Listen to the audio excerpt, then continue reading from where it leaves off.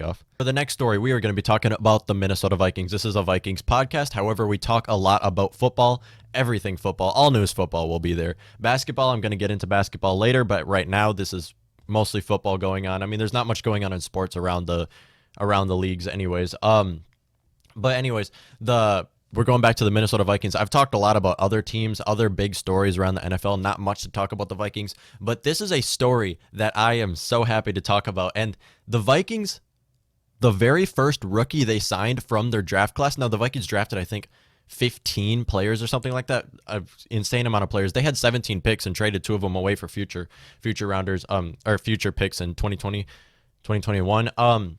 But anyways, their 2027th round pick, I think, what was it? I don't have the exact pick that he was, but he was near the end, and I was so surprised. I've said this already. I was surprised to see that Nate Stanley was still on the board. 3-year starter at Ohio State, Iowa State. I always get the things mixed up. 3-year starter at Iowa State, was drafted by the Minnesota Vikings in the 7th round, and he was the first Vikings to get signed to a new contract. And this was a big shock to me, because who would have thought Nate Stanley would be the first one? Because I'm a huge fan of Nate Stanley. I think that he is going to be a future starter, or I can see him being a future starter in the league. I don't think he's ever going to be anything crazy. But if Gardner Minshew is a starter, if Gardner Minshew is starting for the Jacksonville Jaguars, Nate Stanley can start for the Minnesota Vikings or any team in the future.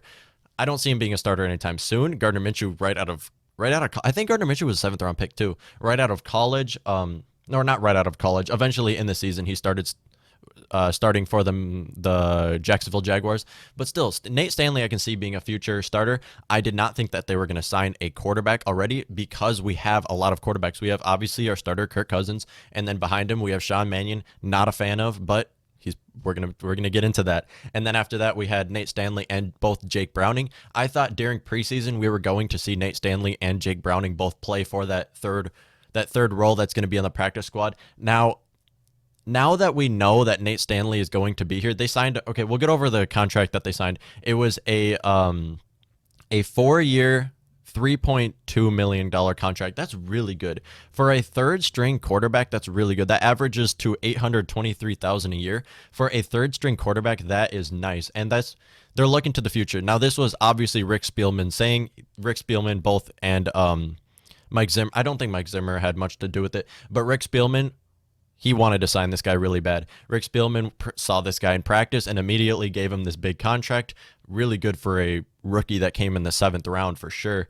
I love the signing though. 3-year starter out of Iowa State. He broke a lot of records at Iowa State. I think he had 2nd most passing yards of any quarterback, and that's crazy coming from all the quarterbacks that's been there. But still, if Gardner Minshew can be a starter, Nate Stanley can be a starter too. I don't think he will anytime soon, but whether he's with the Minnesota Vikings or not, I think he will in the future. What does this mean for the Minnesota Vikings? Now, obviously, Kirk Cousins will be our starter, and unfortunately, Sean Mannion will be our backup. I don't want Sean Mannion to be our backup. I think Nate Stanley's better than him. Sean Mannion will be our backup, though. Sean Mannion will be our backup, though, simply because they gave him the 1-year deal for a reason.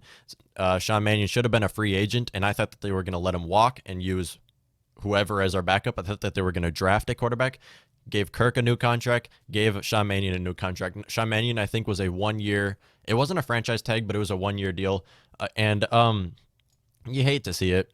I mean, I'm not a fan of Sean Mannion. I don't think really anyone is who's watching this. It was a 1-year contract worth $895,000. So that's okay. I mean, for a player that's been in the league this long and a player that the team likes, that's the biggest thing. For a quarterback to win the locker room is something you want to see. And Sean Mannion, although he doesn't have the talent, he does win the locker room and the players like him. So that's the main reason why I do think that they gave him the new contract, the 1-year contract. So he will still be our backup and he'll still be on the active roster. So the more I look at it, the more it makes sense to me. I mean, Sean Mannion, of course, is a player they love. He has no talent, though. I think a lot of quarterbacks are better. I think Nate Stanley will outdo Sean Mannion this year. I don't think we'll see Nate Stanley play, although, but I do think in practice and stuff, people will be like, this player's better than Sean Mannion. And he's obviously getting paid less, but has a lot of less experience. Sean Mannion I think he's been in the league for about 8 years or something like that. He's played I think like 4 with the Vikings and then with the Rams before that when they were in St. Louis. So he's been with the Minnesota Vikings for quite some time, and that's the reason why they gave him this 1 year deal, just to sit behind Kirk Cousins, see how he does, see if he's looking all right, and then they're gonna let him go. They're gonna have Nate Stanley on the practice squad. They have to, and then move Nate Stanley probably to the active roster eventually in the season. I would not be surprised if near the end of the season, if the Vikings are either looking like a bad team or a really good team, that they move Nate Stanley to the active roster, give him some plays, see how he does. I think he's a great player and can be a starter in the future.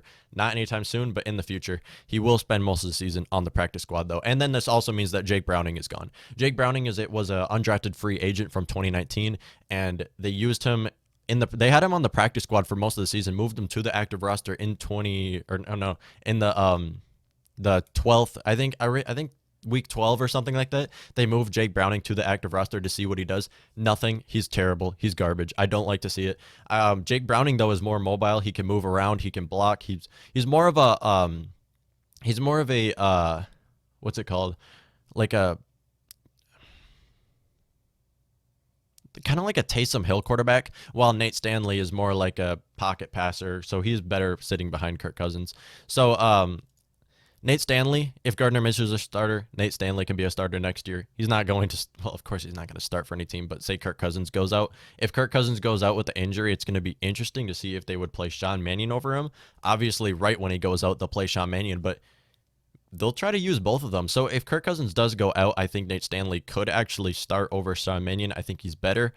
Although we don't know. He hasn't played a game in the NFL yet. He's only played in Iowa, but he looked great in Iowa. He looked really good in Iowa, so it's going to be interesting to see. And they already gave him a new contract. This was something I was not going to expect to see at all. I thought he was going to be one of the last contracts they signed and then let Jake Browning walk, Sean Mannion maybe leave or something. But to sign him this early, it's a good look. This is a good look. And I was saying already, this was one of my favorite signings from one of my favorite draft picks from the whole draft, because taking this player in the 7th round was a huge steal. And to be the first player they signed, 4-year deal, 300 or 823 a year. That's really good. That's really good to see. And Rick Spielman does so good on those late round picks. He stacks up on those 6th and 7th round picks and knows the guys he's going to take way before he even does the trades. And you love to see it.